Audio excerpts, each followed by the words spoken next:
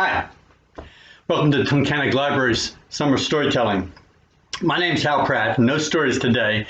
Today we're going to talk about storytelling, and I'll give you some tips on how you can become a storyteller. No one's going to make you a storyteller in 10 minutes, but now there are certain clues and tips I can give you that will help you become a better storyteller. First of all, something very basic. A story has three parts: beginning, middle, end. I know that sounds pretty simple, but you'd be surprised how many times I hear someone tell a story where they don't begin at the start.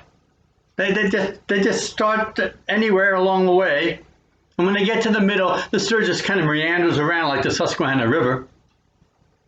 And when they get to the end, oh my goodness, the end never comes. The story goes on and on and on, and as a result, the listener just loses all interest in the story. So if you want to tell a story that people want to hear, remember, for a strong beginning, a middle, and an end. We're going to use the three little pigs as an example of how to tell a story. Now, in this series this summer, you can find the three little pigs on the website, and you can listen to the way I tell it.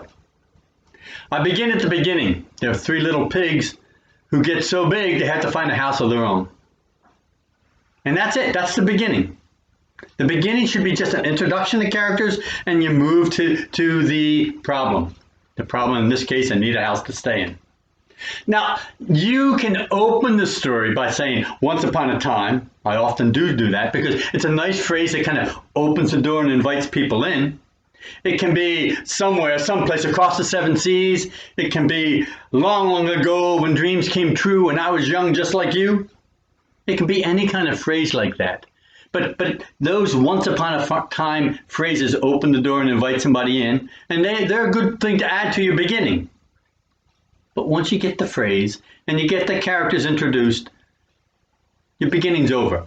I could have, for example, with the three pigs, I could have said there were three little pigs, and one's name was Owen, and he liked carrots, and he liked to roll in the mud, and one's name was Sam, and he didn't like carrots, but he liked mud and turnips, and I could go on and on, giving you useless information that add nothing to the story. You don't want to hear it. It shouldn't be in the story. So we get to the middle.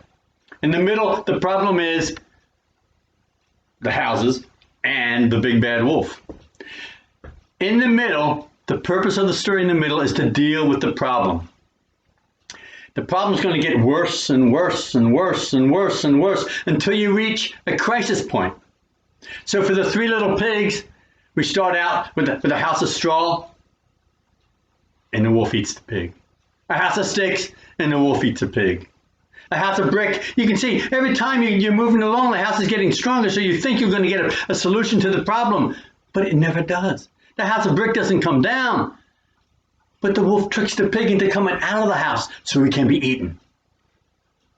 And it goes on and on and on and on and on until you get to the real crisis. The wolf, although he cannot get inside the house through the door, he's going to come down the chimney and get that pig. And that's the real crisis. And once you get the crisis, you're going to have to solve it and get to the end. The way the third pig solves the crisis is to take the wolf's tail out of the fireplace, out of the chimney, and boom, right into the water. And psh, the wolf shoots up out of the chimney. He's gone. Problem solved. Once you get to the ending, end it. Once the wolf is gone, the problem is solved. I could have gone on and on telling you that the three little pigs then all lived together in the brick house, and they had this and they had that, and they all went to here and they all went to there. I could have gone on and on and on, but it's not part of the story.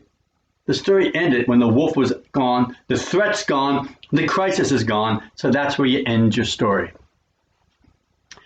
Now, every story needs some glue to hold it together.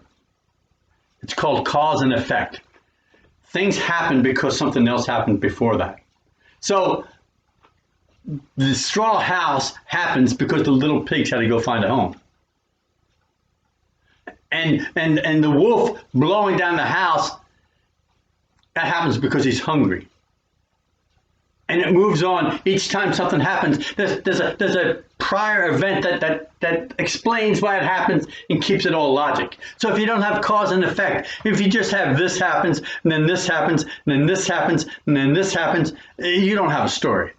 What you've got is a long series of disconnected events that really don't glue together to form a story. One of the questions I'm asked most often about storytelling is, how do you remember all the stories? And there's a secret to that too. First of all, there's a rule of 3. And if you think about your stories, you'll see 3 little pigs, 3 bears, the 3 billy goats gruff. Things happens in 3s. There's a straw house, a stick house, a brick house. Things that go in 3s, and that makes it easy to remember because you're always thinking about the number 3. So that's one little trick that a storyteller can use. But the other trick, and it's not really a trick, it's a simple fact. You don't memorize a story. You have the story's idea in your mind, so you're using your memory for that. But you have to understand the story with your heart.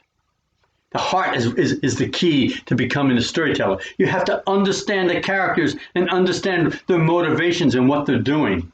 So when I tell, the story of Mortimer, you can find that on the YouTube. When I tell the story of Mortimer, I try to imagine, why does Mortimer sing? Why does he act the way he does? And when I understand Mortimer, then I understand the story and I can tell it. Every story is incomplete until you add yourself into the story.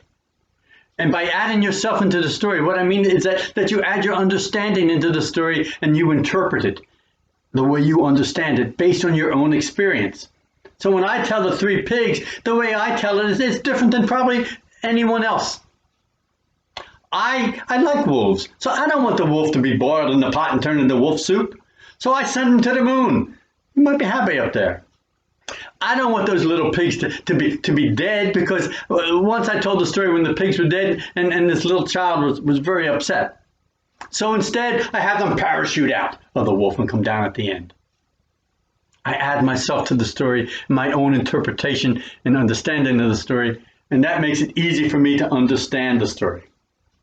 If you want to be an Irish storyteller, Shaughnessy, you had to know 75 stories. You had to be able to tell them. And you don't tell that by your mind, you tell that by heart.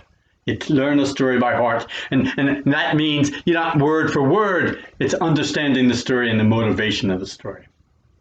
So add yourself to the story. Choose a story you like, something that you think is funny. Or if it's a ghost story, something that you like because it's a ghost story. It doesn't matter what type of story, as long as you like it. But if you choose a story you like, and then you start to understand the characters, read it again and again and again, try to understand why the characters act the way they act, and then add yourself and tell the story. I often rewrite my stories, type them out, rewrite them, make them into the way I see the story in my mind, and that's the way I'm going to tell it. So often when I'm telling a story, I don't see myself looking like some weird wolf thing. I see the wolf in my mind, and I'm telling you what I see in my mind. Find a story you like. Read it again and again until you understand the characters.